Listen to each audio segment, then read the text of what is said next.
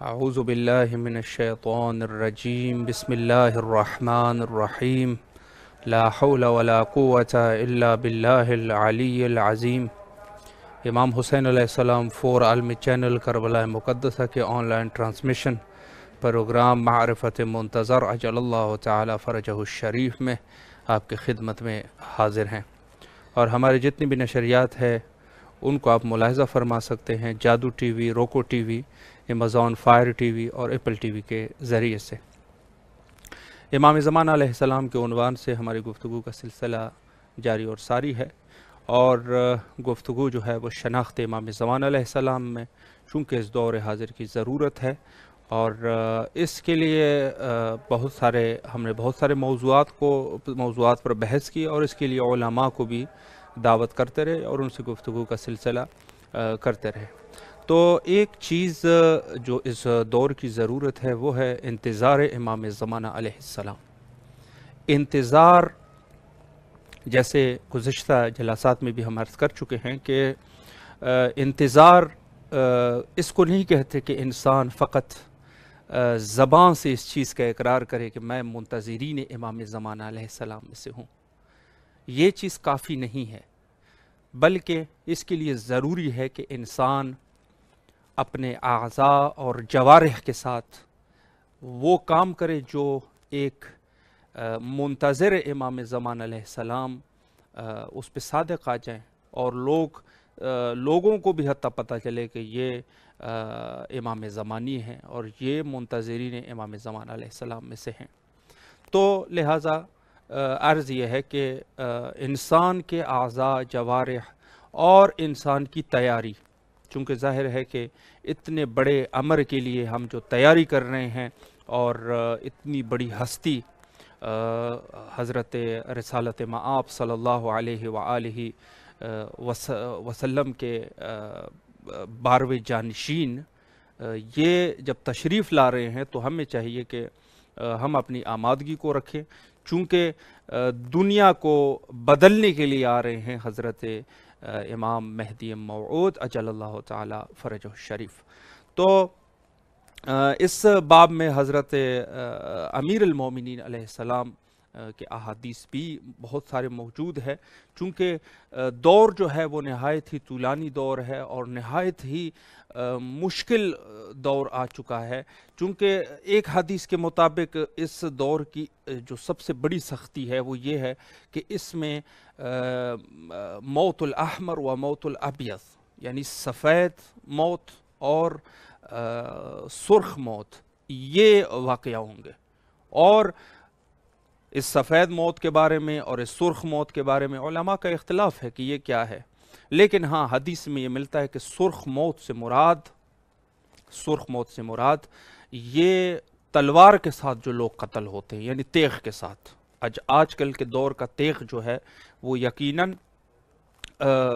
جدید اسلحے ہے جس سے لوگ قتل ہوتے ہیں، یہ انفجار ہوتے ہیں، اور قتل و غارت کا سلسلہ بہرحال یہ رک نہیں رہا، اور اس کو کہتے ہیں سرخ موت۔ اور دوسری جو موت کا تذکرہ آخری زمانے میں یعنی حضرت امام زمان علیہ السلام کے غیبت کے دور میں ایک ہے سفید موت۔ فرماتے ہیں کہ یہ سفید موت حدیث میں وارد ہوا ہے کہ یہ طاعون کی بیماری ہوگی، لیکن فقط طاعون کی بیماری نہیں، اس کے مزید یعنی کلی طور پہ بیماریاں، وباؤں کا ایک سلسلہ شروع ہو جائے گا۔ اور دوسری طرف سے یہ سرخ موتیں، تو حدیث کے مطابق ہے کہ 1/3 حصہ لوگ دنیا کے اس یہاں فوت ہو جائیں گے، یعنی 1/3 حصہ، 1/3 حصہ یہ ختم ہو جائیں گے، یعنی ہلاک ہو جائیں گے، پھر امام ظہور کریں گے۔ یعنی ایک علامات امام زمان علیہ السلام میں سے، ظہور امام زمان علیہ السلام میں سے ایک علامت یہ بھی ہے کہ واقعہ ہونا سرخ موت کا اور سفید موت کا، اور 1/3 یعنی 1/3 حصہ دنیا کا قتل ہو جانا یا ہلاک ہو جانا، یہ بہرحال اس قسم کے اس دور میں واقعہ ہونے ہیں۔ اور بعید نہیں ہے کہ شاید ہم آج جو اس دور میں رہ رہے ہیں، اور یہ کورونا کا مرض یا دوسرے جو بیماریاں ہیں اور وبا کی شکل میں ہیں، شاید یہ موت الابیض ہو سکتا ہے۔ اب اس دور کی جو سختیاں ہیں نہایت ہی زیادہ۔ اس دور میں جو فساد ہونے ہیں وہ فساد باقی جتنے انبیاء اور ائمہ کے دور میں جو فسادات ہوئے تھے وہ اس دور میں تکرار ہونے ہیں، ہر قسم کے فسادات، حتیٰ وہ گناہیں کہ اللہ جیسے مختلف دور کے انبیاء کے دور میں جو گناہیں تھی اس کے بعد ان عذاب بھی اللہ کا آیا تھا، تو وہ گناہیں بھی تکرار ہونی ہیں۔ بہرحال گفتگو کا سلسلہ ہمارا چلتا رہے گا۔ جیسے آپ لوگوں کو معلوم ہے کہ ہم ہر پروگرام میں ایک عالم کو بھی دعوت کرتے ہیں اور ان سے سوالات جوابات کا سلسلہ کرتے ہیں۔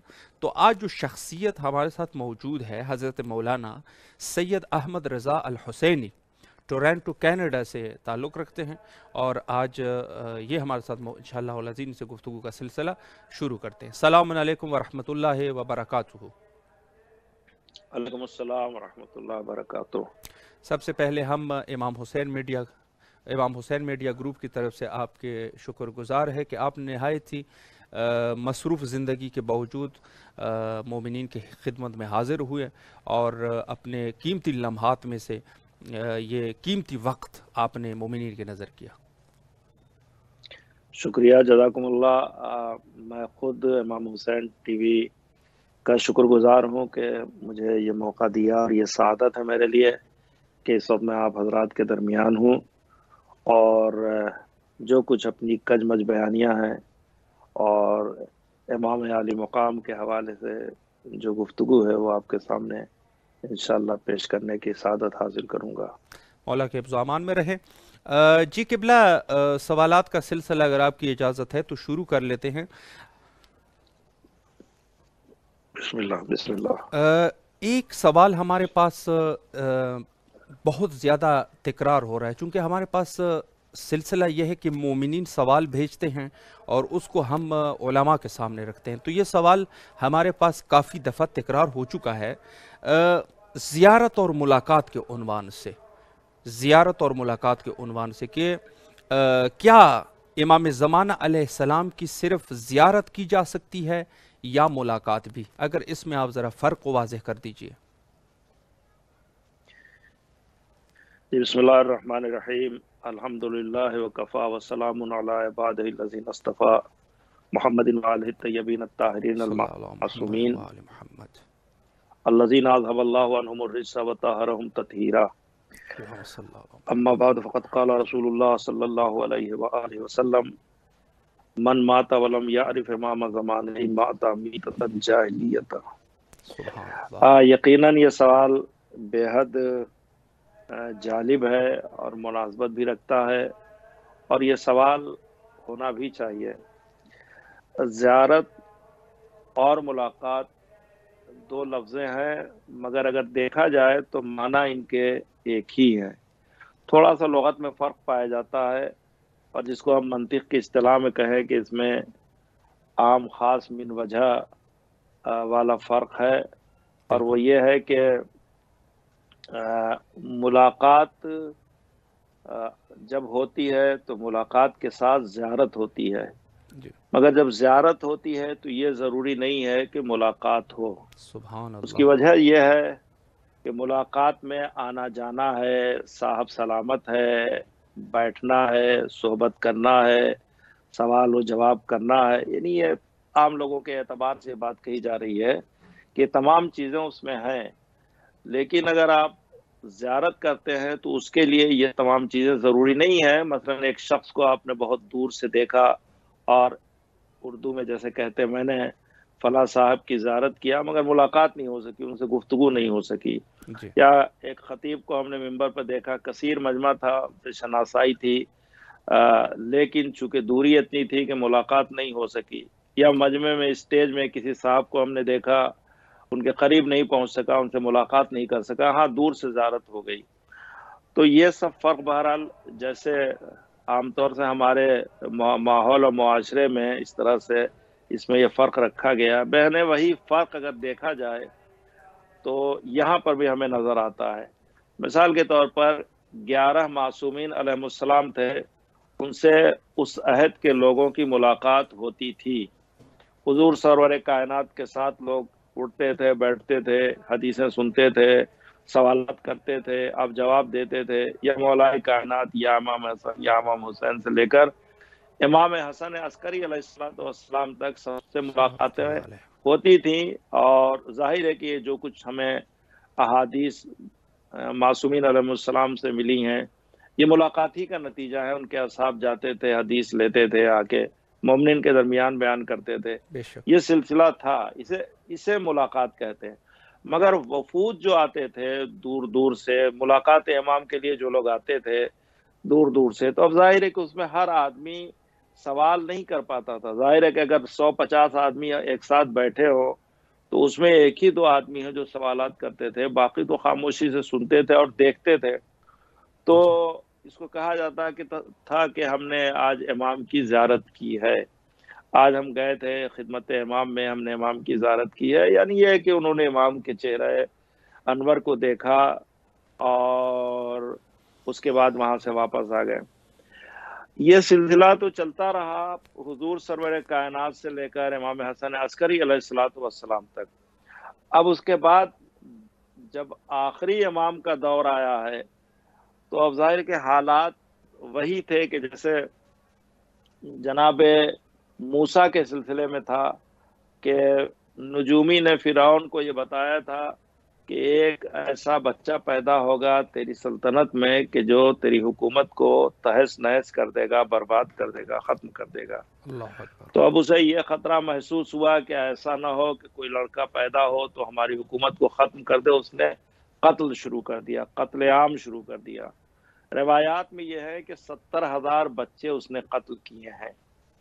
اب آپ یہ ملاحظہ فرمائے کہ ایک طرف اللہ کا اٹل فیصلہ یہ ہے کہ وہ بچہ آ کے رہے گا، دوسری طرف مجبور اور ظالم فرعون یہ چاہتا ہے کہ وہ بچہ پیدا ہی نہ ہو۔ لیکن آپ نے دیکھا جی کہ جناب موسیٰ پیدا ہوئے اور وہ سارا واقعہ آپ کے پیش نظر ہے کہ پھر بے شک فرعون کی حکومت تہس نہس ہو گئی۔ بے شک مگر ایک فرق ہے کہ کل جو کچھ فرعون کو بتایا تھا وہ نجومیوں نے بتایا تھا اپنے علم کے اعتبار سے، بالکل اور ظاہر ہے کہ یہ علم ہے تو علم میں یہ بھی ہو سکتا ہے کہ وہ نہ بھی ہوتا، بچہ نہ بھی پیدا ہوتا، بالکل ایسا بھی ہو سکتا تھا، حتمی نہیں تھا کہ وہ بچہ پیدا ہو۔ جی لیکن یہاں تو صورتحال بدلی ہوئی ہے، یہاں تو پیغمبر اسلام کا دیا ہوا علم ہے جو علم حتمی کہلاتا ہے۔ سبحان اس اللہ۔ میں کسی بھی طرح کی کوئی کمی نہیں ہو سکتی ہے، اس میں کوئی خطا کا امکان نہیں ہے، اس میں کسی لغزش کا امکان نہیں ہے، اس میں کسی بھی طرح کا فرض کر لیں کہ کوئی ایسی بات نہیں ہے کہ جو حضور نے فرمایا ہو اس کے اگینسٹ ہو۔ بے شک تو نجومیوں کا بتایا ہوا علم اور ہے، رسول اللہ کا بتایا ہوا علم اور ہے، اور اب حضور یہ کہتے ہیں کہ ہمارا جو فرزند پیدا ہوگا وہ حکومت کو تہس نہس کر دے گا، اور صورتحال یہ ہوگی کہ یملأ الارض قسطا وعدلا سبحان کما اللہ۔ ملئت ظلما وجورا، بے شک کہ یہ دنیا جو ظلم و جور سے بھری ہوئی ہوگی اس میں عدل و انصاف کی بساط کو بچھا دے گا۔ تو اب ظاہر ہے کہ ہر ایک کو خطرہ محسوس ہو گیا کہ اور ایسی حکومتیں جو ظالم حکومتیں تھیں، بنی امیہ سے لے کر بنی عباس تک کی حکومت، ایک سے بڑھ کر ایک ظالم آیا، یعنی جو دوسرا ظالم آیا ہے وہ پہلے ظالم سے بڑا ظالم تھا۔ بے شک لہذا اس نے پوری سعی کیا ہے، پوری کوشش کیا کہ امام حسن عسکری علیہ السلام کے یہاں بچہ نہ پیدا ہو۔ لہذا آپ نے دیکھا کہ امام کی پوری حیات طیبہ قید خانے میں گزری، اور سخت ترین قید خانے میں گزری ہے۔ لیکن ظاہر ہے کہ ارادہ الہی یہی ہے کہ وہ آئے، اور پھر آپ نے دیکھا کہ ایسے حالات فراہم ہوئے کہ امام عالی مقام تشریف لائے، لیکن چند افراد کے علاوہ کسی کو امام کے آنے کا علم نہیں تھا۔ لوگوں کو تب پتہ چلا ہے کہ جب جنازہ امام حسن عسکری علیہ السلام پر نماز پڑھنے کی بات ہوئی ہے اللہ تو اس وقت امام کو دیکھا گیا ہے۔ اب ظاہر ہے کہ اس وقت سے جن لوگوں نے دیکھا وہ بہت ہی محدود افراد تھے، مخصوص افراد تھے کہ جن کو امام سے ملاقات کا شرف اور امام سے زیارت کا شرف نصیب ہوا۔ اب آپ ملاحظہ یہ فرمائے کہ اس کے بعد پھر کسی نے امام کو نہیں دیکھا، اور ظاہر ہے کہ شہادت امام حسن عسکری کے بعد امام زمانہ وہ ائمہ طاہرین علیہ السلام میں کمسن ہیں کہ جن کے دوش پر بار امامت رکھا گیا ہے، بے شک اور آپ اس کے بعد پھر وہ غیبت صغریٰ کا زمانہ شروع ہوتا ہے، جو تقریباً اسے دیکھ لیں تو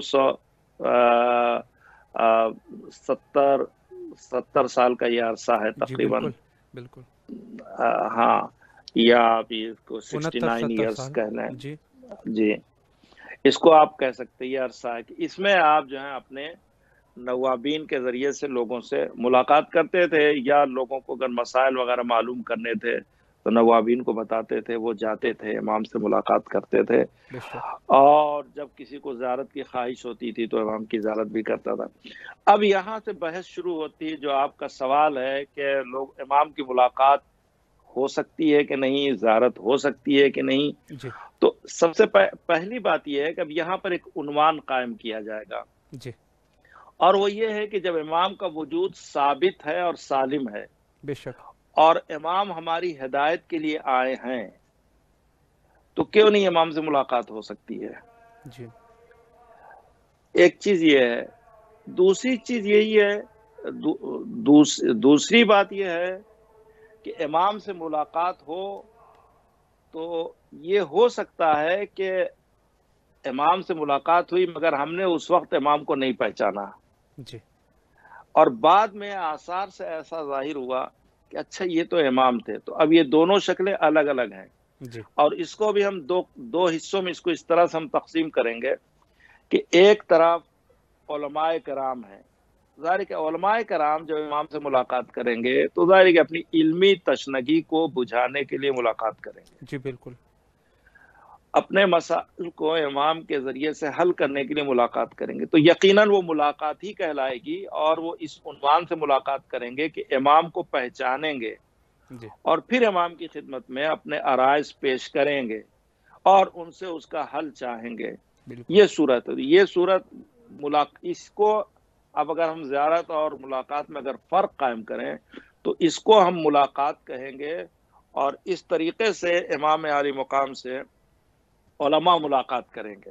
بے شک ہو سکتا ہے کہ خواص میں کچھ افراد ہیں کہ جو اس اپنی پاکیزگی کردار کی بنا پر اور اپنی پاکیزگی عمل کی بنیاد پر امام سے قربت رکھتے ہیں اور ملاقات کرتے ہیں، لیکن خواص میں یہ علماء ہیں، اور ہمارے پاس اس طرح کی روایات ہیں کہ جیسے شیخ مفید علیہ الرحمہ ہیں، جیسے سید مرتضیٰ علم الہدیٰ ہیں، جی یا پھر آپ دیکھیں شیخ طوسی علیہ الرحمہ ہیں، اور اس طرح سے یہ سلسلہ چلا آتا ہے، یہاں تک کہ بعض جگہوں پر تو یہ بھی ملتا ہے کہ آیت اللہ صافی گل پائگانی تک نے امام سے ملاقات کی ہے۔ تو یہ ہے، اور ہمارا یہ عقیدہ بھی ہے کہ جتنے اس مراجع کرام ہیں، کیسے ممکن ہے کہ نیابت امام کرتے ہیں اور نیابت امام کریں اور ملاقات امام نہ ہو؟ یہ ہے، لیکن یہ کہ نہیں، یہ بات مشہور نہیں ہے، اس کی شہرت نہیں، یہ ایک الگ مسئلہ۔ جی اب یہ دوسرا مسئلہ یہ ہے کہ جیسے کہ روایات میں پایا جاتا ہے، اور آپ مفاتی میں بھی دیکھیں گے تو اعمال باقاعدہ اس میں شیخ عباس قمی علیہ الرحمہ نے ملاقات امام کے لیے اعمال لکھے ہوئے ہیں بالکل جی کہ آپ جو ہے شبہ جمعہ میں، یا یہ ہے کہ مخصوص شبیں ہیں جیسے شب چہار شنبہ ہے، اس میں اگر آپ امام یہ اعمال انجام دیں تو امام کی زیارت نصیب ہوگی، ملاقات نہیں، یہ زیارت کی بات جی ہے، امام کی زیارت نصیب ہوگی۔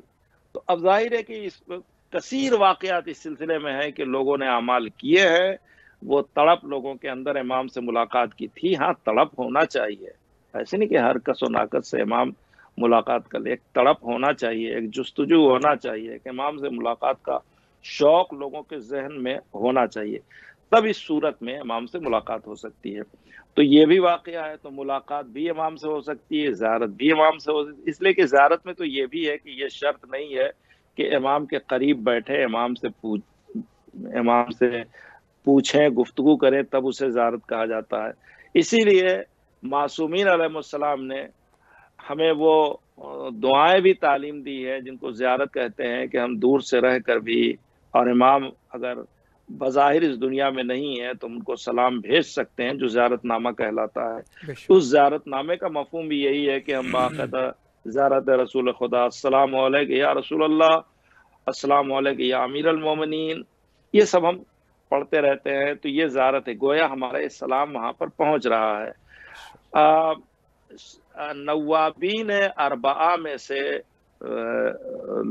بھی یہ روایت ہے کہ وہ قسم کھا کے کہتے تھے کہ امام زمان علیہ السلام ہر سال حج کرنے کے لیے تشریف لے جاتے ہیں، اور وہاں پر وہ بہت سے لوگوں سے ملاقات بھی کرتے ہیں، اور بہت سے لوگ ان سے ملاقات کرتے ہیں۔ جی۔ اور آپ ملاحظہ یہ فرمائیں تو روایت میں یہ بھی ہے کہ ظاہر ہے کہ وہ ایک انسان ایسا ہے کہ جس کو سب پہچانتے ہیں، اور ایک انسان وہ ہے کہ جس کو کوئی نہیں پہچانتے، یعنی انسان کی دو حیثیتیں ہوتی ہیں، ایک حیثیت بعنوان شخص ہے، اور ایک حیثیت بعنوان شخصیت ہے۔ جی۔ ایک حیثیت بعنوان انسان ہے، ایک حیثیت بعنوان پہچان ہے۔ جی۔ مثال کے طور پر میں یہاں رہتا ہوں، شہر ٹورنٹو میں رہتا ہوں، مومنین مجھے پہچانتے ہیں۔ اگر میں ان کے درمیان کسی مجلس، کسی محفل میں چلا جاؤں، ظاہر کہ وہ پہچانتے ہیں، سلام و پیام، احوال پرسی اور خیریت اور عافیت ہوتی ہے۔ جی۔ تو اب ظاہر ہے کہ وہاں پر مجھے بھی پہچانتے ہیں، اور ظاہر ہے کہ میں یہاں پر بعنوان ایک طالب علم، ایک مبلغ ہوں، تو اس اعتبار سے پہچانتے ہیں۔ تو جی۔ بہت اعتبار شخص بھی پہچانتے ہیں، بعنوان شخصیت بھی پہچانتے ہیں، بالکل۔ بعنوان انسان بھی پہچانتے ہیں، بعنوان پہچان بھی پہچانتے ہیں۔ جی۔ لیکن اگر میں کسی اور جگہ پر چلا جاؤں جہاں لوگ ہمیں نہ پہچانتے ہوں، تو وہاں میں بعنوان شخص تو ہوں مگر بعنوان شخصیت نہیں ہوں، جی۔ بعنوان انسان تو ہوں، بعنوان پہچان نہیں ہوں، جی۔ اس لیے کہ کوئی ہمیں پہچانتا نہیں ہے۔ تو ایک ہی موقع پر میں حاضر بھی ہوں، غائب بھی ہوں۔ حاضر اس اعتبار سے ہوں کہ بحیثیت ایک انسان کے میں اس بز میں بیٹھا ہوا ہوں، بالکل۔ غائب اس عنوان سے کہ لوگ نہیں جانتے کہ میں بھی ایک طالب علم ہوں، میں بھی دین کی تبلیغ کرتا ہوں، میں بھی وہاں پر یہ کار خیر انجام دیتا ہوں، یہ خدمت دین کرتا ہوں، اس عنوان سے کوئی ہمیں نہیں پہچانتا ہے۔ جی۔ تو اگر اس عنوان سے کوئی نہ پہچانے تو اس کا یہ مطلب نہیں ہے کہ میں وہاں پر موجود نہیں ہوں، میں موجود ہوں بعنوان انسان، کہ لوگ دیکھ رہے ہیں ایک شخص ہے جو ہمارے درمیان بیٹھا ہوا، لیکن جو چیز ہماری غائب ہے وہ ہماری پہچان غائب ہے، کہ لوگ پہچان نہیں رہے کہ ہم کون ہیں۔ بعین یہی چیز آپ دیکھیں تو امام اپنے وجود کے ساتھ ہمارے درمیان موجود ہیں، بے شک۔ بعنوان امام موجود ہیں، یعنی بعنوان انسان موجود ہیں، بعنوان پہچان نہیں ہے، بعنوان شخص موجود ہیں، بعنوان شخصیت موجود نہیں ہے۔ جی۔ یعنی سب امام کو دیکھ رہے ہیں، امام سب کو دیکھ رہے ہیں، جی۔ مگر کوئی یہ نہیں پہچان رہا کہ یہی وہ ہمارے امام ہیں کہ جو ہماری ہدایت کر رہے ہیں۔ اور اس لیے جب یہ نوابین یہ کہتے ہیں کہ ہر سال امام حج کے لیے جاتے ہیں، ہر سال امام زیارتوں کے لیے جاتے ہیں، تو زیارتوں کا تو مسئلہ یہ ہے کہ انسان ایک وقت میں نہیں کرتا ہے، جس کو جس وقت موقع ملتا ہے وہ زیارت کے لیے جاتا ہے، مگر حج تو انسان ایک ہی وقت میں کرتا ہے، کم سے کم عرفات میں تو ایک ہی وقت جمع ہوتا ہے، بالکل۔ منا میں بھی تقریباً ایک ہی وقت میں جمع ہوتا ہے، جی۔ اور بسا اوقات طواف میں، سعی میں۔ تو اسی لیے روایات یہ کہتی ہیں کہ جب امام ظہور فرمائیں گے اور لوگ امام کے رخ پرنور کو دیکھیں گے تو کہیں گے اچھا آپ امام ہیں، ہم نے تو آپ کو طواف کرتے ہوئے دیکھا ہے، ہم نے تو سبحان آپ کو اللہ۔ سعی کرتے ہوئے دیکھا ہے، سبحان ہم نے تو اللہ۔ مکے میں فلاں مقام پر آپ کو دیکھا ہے، میدان عرفات میں دیکھا ہے، میدان منا میں دیکھا ہے۔ تو یہ ہے، تو امام ہمارے درمیان موجود ہیں، بے ہم شک۔ سب زیارت کرتے، اسی لیے بہت سے جملے آپ دیکھیں تو چھوٹے چھوٹے جو جملے روایات میں وارد ہوئے ہیں، حدیثوں میں آئے ہیں کہ لا ترون شخص ہو، ان کی شخصیت کو کوئی نہیں دیکھ سکے گا، جی۔ یا فیراہم ولا یرونہ، یعنی کہتے ہیں کہ ویرى الناس ولا یرونہ، وہ لوگوں کو دیکھتے ہیں لیکن لوگ انہیں نہیں دیکھ سکتے، یعنی کیا مطلب ہے کہ بعنوان شخص دیکھ رہے ہیں، بعنوان شخصیت لوگ امام کو نہیں دیکھ رہے، یا یہ جی۔ کہیں ہے کہ یرونہ ولا یعرفونہ، امام کو دیکھتے ہیں لیکن امام کو پہچانتے نہیں ہیں، تو وہی سبحان پہچان اللہ۔ جو ہے اسی شخصیت کو کہتے ہیں۔ بے تو شک۔ اس طریقے سے مومنین کے درمیان جو یہ بحث ہوتی ہے تو بالکل صحیح ہے، دونوں باتیں اپنی جگہ صحیح ہے کہ امام سے ملاقات بھی ہو سکتی ہے، امام کی زیارت بھی ہو سکتی ہے، لیکن ایک بات بالکل طے ہے، 100% طے ہے، اور وہ یہ ہے کہ ہم اگر امام کو نہیں پہچان سکتے، اگر ہم امام کو نہیں یعنی متعارف نہیں ہو سکتے ہیں، تو یہ بات قطعاً درست ہے، قطعاً صحیح کہ امام ہم سب کو دیکھ رہے ہیں۔ بے شک بے شک۔ اور یہ بات کل شاید مشکل ہوتی کہ امام تو مکے میں ہے یا مدینے میں ہے، امام کیسے دیکھ سکتے ہیں، لیکن آج یہ بات اس موجودہ عہد میں کہ جو سائنس اور ٹیکنالوجی کا زمانہ ہے، یہ بات قطعاً ثابت ہے کہ آپ دیکھیں، آپ یہاں بیٹھے ہیں ماشاءاللہ سے، آپ کربلا معلیٰ میں اس وقت پروگرام کر رہے ہیں، میں اس وقت آپ کے درمیان یہاں پر ہوں، جی کتنا فاصلہ ہے؟ یہ تقریباً یہ 12,000 کا فاصلہ ہوگا، جی جی 12,000 کے فاصلے میں ہم دونوں ایک دوسرے کو دیکھ رہے ہیں۔ بالکل۔ تو اگر ہمارا ناقص علم ہمیں اس مقام پر پہنچا دیتا ہے کہ ہم چند لمحے میں پوری دنیا کو دیکھ لیتے ہیں، ہمارے مثلا ٹی وی ہے، دنیا بھر کی خبریں آتی ہیں، آپ اس میں دیکھیں 1 منٹ میں آپ ایران کی خبر سن سکتے ہیں، امریکہ کی خبر سن سکتے ہیں، ایشیا کی خبر سن سکتے ہیں، افریقہ کی خبر سن سکتے ہیں، آپ مشرق بعید میں آپ چلے جائیں تو آسٹریلیا اور نیوزی لینڈ اور جاپان تک کی خبریں سن سکتے ہیں، دیکھ سکتے ہیں کیا ہو رہا ہے کیا نہیں ہو رہا ہے۔ تو اگر ناقص ٹیکنالوجی کا ایک کمال ہے کہ سب کچھ دیکھ سکتے ہیں، تو اللہ نے جن کو اکمل و مکمل بنا کر بھیجا، یہ کیسے ممکن ہے کہ ان کی نظروں سے کوئی چیز پوشیدہ ہو؟ بے شک بے شک۔ تو وہ ہر چیز کو دیکھ رہے ہیں۔ تو یہ آپ کی گفتگو کا یہ جواب تھا۔ جی مولا آپ کے توفیقات میں اضافہ فرمائیں۔ ایک سوال اور ہے قبلہ، وہ یہ ہے کہ امام کے بہت سارے القابات ہیں، مثلا بہت سارے القابات ہیں مولا کے، تو اس میں سے ایک لقب جو ہے وہ ہے موعود، یعنی یہاں تک کہ حدیث میں جی بھی وارد ہوا ہے، اگر اس کو آپ تھوڑا سا واضح کر دیجئے مومنین کے لیے۔ جی بہت اچھا سوال ہے۔ امام کے القابات یقیناً بہت زیادہ ہیں، جی اس میں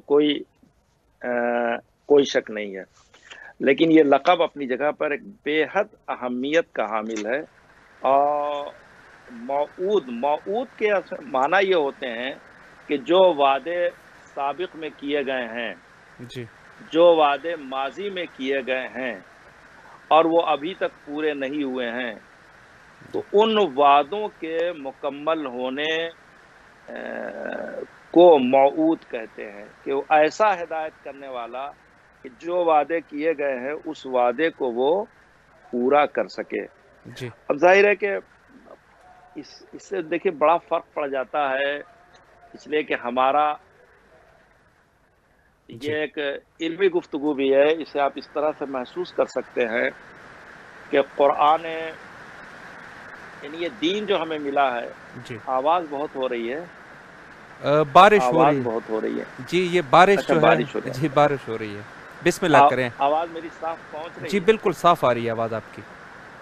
اچھا، جی میں یہ گزارش کر رہا تھا جی بسم اللہ۔ کہ مثال کے طور پر ہمارا جو یہ دین ہے، جی یہ جو دنیا میں بھیجا گیا ہے، جی تو ظاہر ہے کہ دنیا کے لیے نہیں ہے، یہ اصل میں آخرت کے لیے ہے، جی بے شک اور دنیا میں ہمیں صرف عمل کے لیے بھیجا گیا ہے، یہ بالکل دنیا دار عمل ہے، بے شک اور ظاہر ہے کہ مقام عمل ہے، ہمیشہ امتحان کا لمحہ کم ہوتا ہے، اور امتحان کے جو نتیجہ ہمارے لیے برآمد ہوتا ہے اور اس کے جو فیوز و برکات ہوتے ہیں وہ دائمی ہوتے ہیں۔ بے شک بے شک تو یہ دنیا جو بڑی مختصر سی ہے، یہ عمل کے لیے ہے، یہ دارالعمل کہلاتی ہے، اور جو کچھ ہم عمل کریں گے اس کا ہمیں فائدہ انشاءاللہ آخرت میں ملے گا۔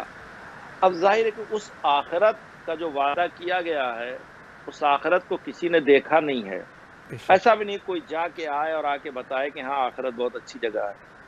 تو ہمارا عقیدہ جو ہے، ہمارا ایمان جو ہے آخرت پر، وہ 100% اس بنیاد پر ہے کہ ہمیں حضور سرور کائنات نے بتایا ہے، ہمیں مولا کائنات نے بتایا ہے، بے ہمیں شک معصوم عالم نے بتایا ہے، ہمیں ائمہ طاہرین علیہ الصلوۃ والسلام نے بتایا ہے، صلوات اللہ علیہ۔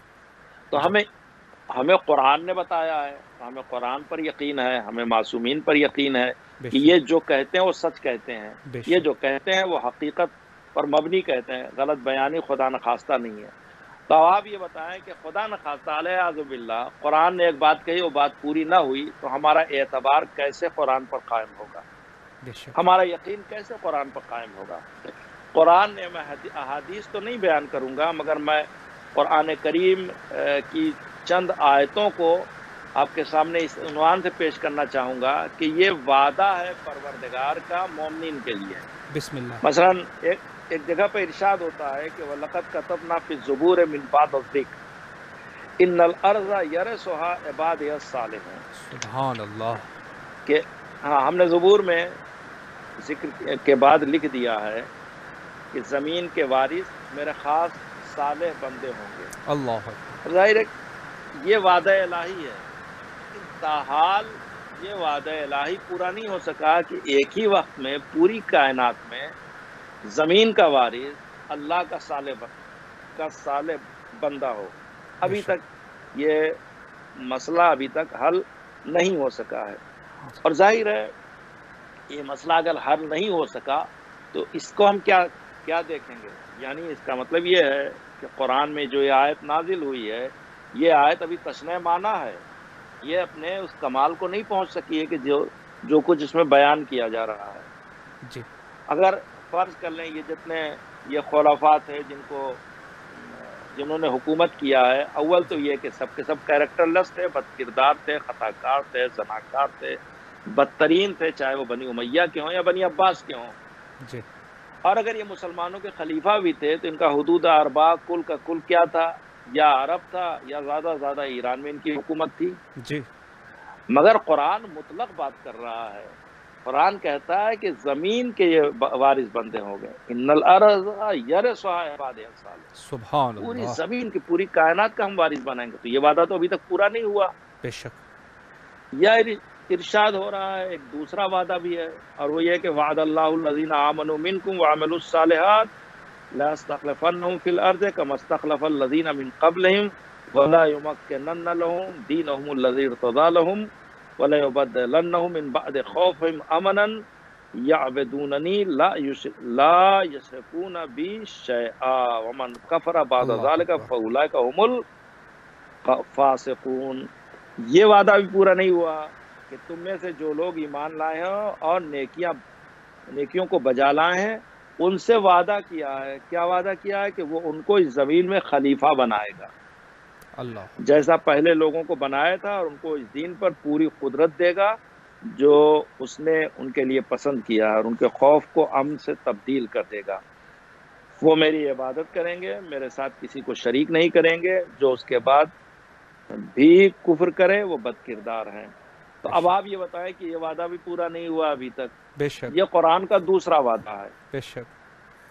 اچھا، اب اس کے بعد ابھی ظاہر ہے کہ اس کی تفصیلات اتنا وقت بھی نہیں ہے کہ میں اس کی تفصیلات آپ کے سامنے رکھوں۔ مجھے یہ بھی نہیں پتا ہے کہ کتنی دیر تک آپ کے سامنے جی قبلہ گفتگو 9 منٹ کرنی ہے، ہے تاکہ 9 منٹ ابھی بچے ہیں۔ اچھا 9 منٹ، جی جی بس تو میں صرف سرخیاں آپ کے سامنے پیش کر دوں، بسم اللہ کریں۔ جی اور یہ انشاءاللہ کافی ہوگی لوگوں کے لیے۔ جی جی تو میں نے عرض کیا کہ ہاں، کہ دوسرا وعدہ یہ تھا۔ ایک تیسرا وعدہ بھی قرآن نے کیا ہے، اور تیسرا وعدہ یہ کہ هو الذی ارسل رسولہ بالہدی ودین الحق لیظہرہ علی الدین کلہ، کہ وہ ذات ہے، پروردگار وہ ہے کہ جس نے اپنے رسول کو ہدایت اور دین حق کے ساتھ بھیجا ہے بے شک۔ تاکہ وہ ہر دین پر غالب ہو جائے۔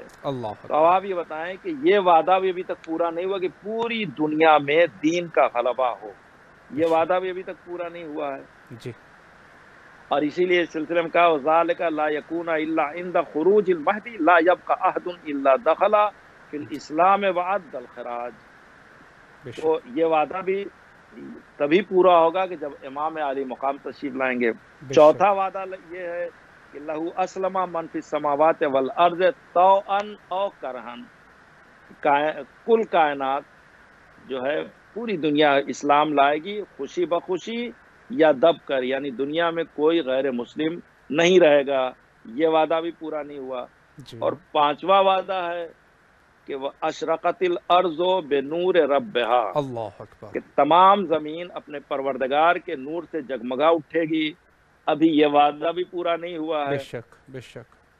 چھٹا وعدہ ہے اور اعلان ہے کہ یریدون ان یطفئوا نور اللہ بافواہہم ویأبی اللہ الا انہم یتموا نورہ ولو کرہ الکافرون۔ اللہ اکبر۔ ارادہ پروردگار یہ ہے،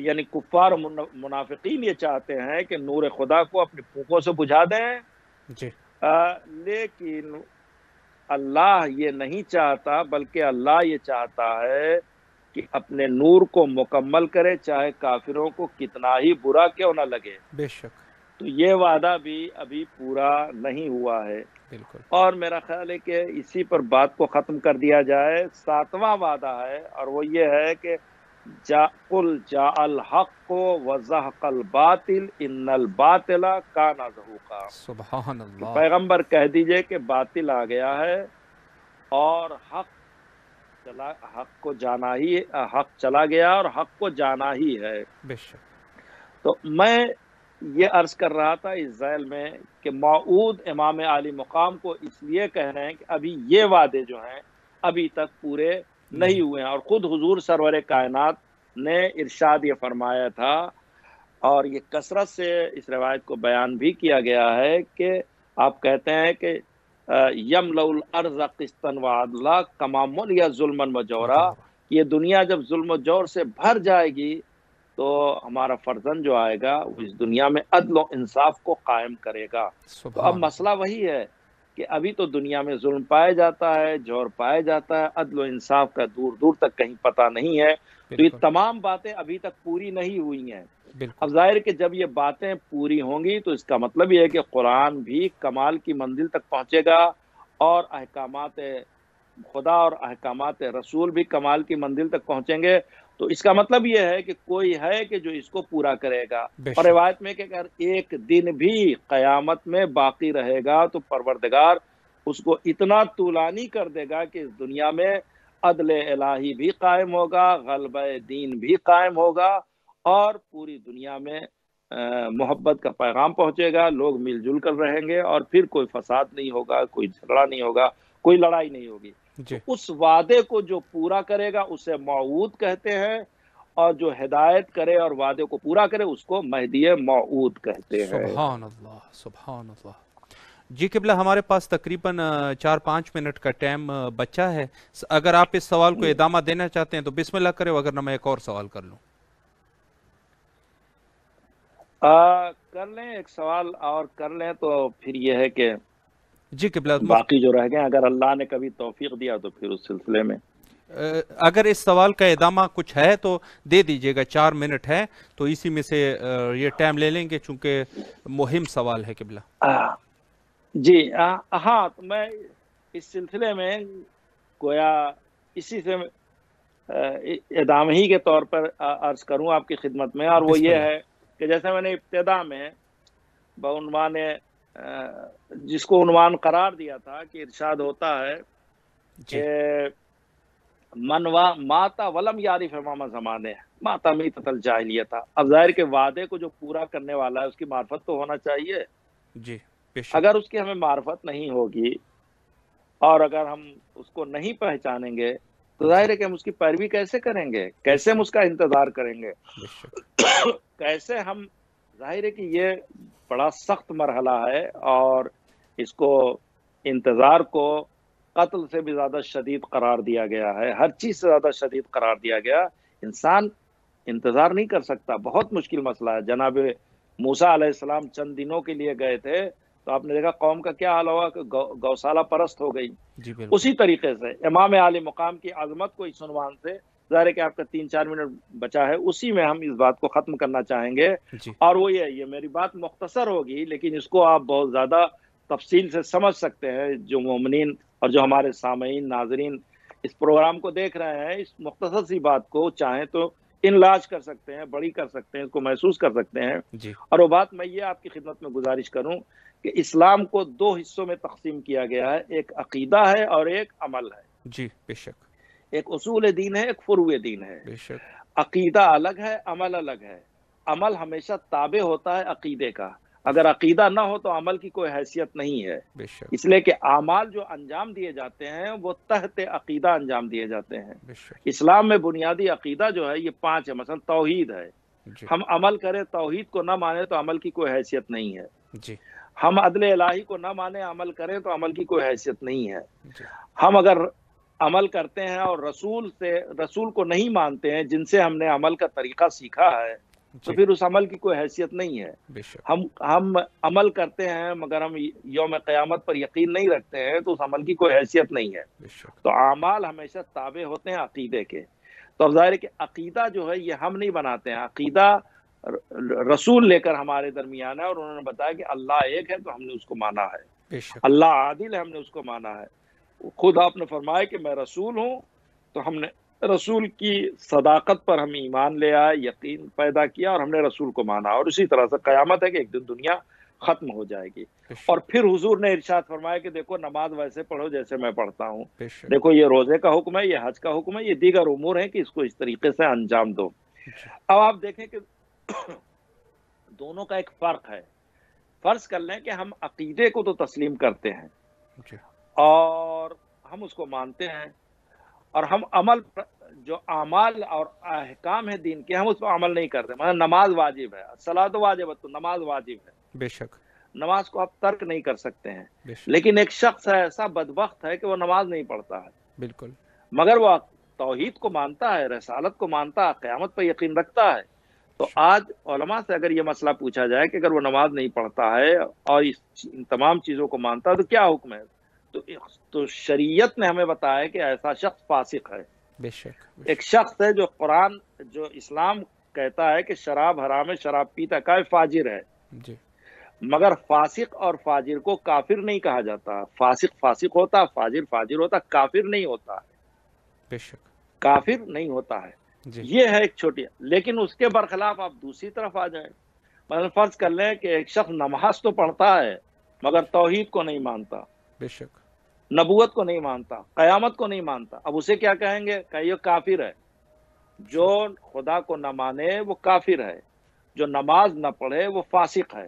اس جی دونوں میں فرق محسوس کریں، بے شک فاسق کو کافر نہیں کہا جاتا ہے، بے شک فاسق کو کافر نہیں کہا جاتا ہے، نماز نہ پڑھنے والے کو فاسق کہا جاتا ہے، بے شک مگر خدا کو نہ ماننے والے کو کافر کہا جاتا ہے، بے شک خدا کو نہ ماننے والے کو کافر کہا جاتا ہے، رسول کو نہ ماننے والے کو کافر کہا کافر جاتا کہا ہے، جاتا قیامت پر عقیدہ نہ رکھنے والے کو کافر کہا جاتا ہے۔ جی اب جی حضور ارشاد فرماتے ہیں کہ جو مر جائے اور اپنے زمانے کے امام کو نہ پہچانے وہ کافر ہے۔ اس کا اللہ مطلب یہ اکبر ہے کہ امامت کا تعلق اصول دین سے، فروع دین سے نہیں ہے۔ سبحان اللہ سبحان اللہ، قبلہ مولا آپ کے توفیقات میں یعنی اضافہ فرمائے۔ ٹائم جو ہے وہ بالکل ختم ہو چکا ہے، انشاءاللہ بس ایک جملہ میں کہنا جی چاہ رہا بسم اللہ ہوں، کریں، میں ایک جملہ کہنا چاہ رہا ہوں بسم اللہ کریں۔ کہ اگر کوئی امامت کو نہ مانے تو وہ کافر ہے، تو اب یہ بحث نہیں ہونا چاہیے کہ ہم امام کو نہیں مانتے۔ اب امامت کو اگر کوئی تسلیم نہیں کرتا ہے تو یاد رکھیں جتنی نمازیں پڑھیں، جتنی بھی عبادت کرے، اس کا تعلق اصول دین سے، فروع دین سے نہیں۔ حضور کہتے جو نہ مانے وہ کافر ہے۔ بے اور شک ظاہر ہے کہ اس وقت امام سے مراد یہ ہے کہ جتنے بھی امام، 12 امام ہے، سب کو ماننا ہے، بے شک لیکن خصوصی طور سے ہم جس امام کے زمانے میں زندگی بسر کر رہے ہیں ان امام کو ماننا، ان کی پیروی کرنا، ان سے توسل کرنا، یہ ہمارے لیے سب سے زیادہ ضروری ہے۔ وآخر دعوانا الحمدللہ۔ مولا آپ کے توفیقات میں اضافہ فرمائے۔ قبلہ ایک دفعہ پھر بھی ہم امام حسین میڈیا گروپ کی طرف سے آپ کے نہایت ہی ممنون و مشکور ہیں۔ میں آپ تمام حضرات کا شکر گزار ہوں، اور سلام، شرمندگی بھی اس بات کی ہے کہ کئی بار آپ نے کہا اور نہیں کوئی مسئلہ نہیں، انشاءاللہ مولا سلامت رکھے آپ کو۔ یہ تھے ہمارے ساتھ مولانا سید احمد رضا حسینی۔ بہت ہی اچھی گفتگو ہے، اور آخر میں وہی دعا کرتے ہیں جو ہمیشہ ہم کرتے ہیں، اللہم عجل لولیک الفرج۔